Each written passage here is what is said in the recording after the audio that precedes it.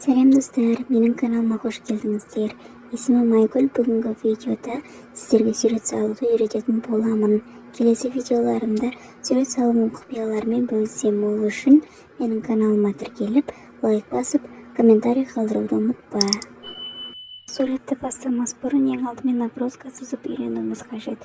Наброска дегеніміз біздің көз алдымызда көрініп тұрған кез келген дүниенің, заттың, адамның сұлбасы деп аталады. Ендеше бастайық.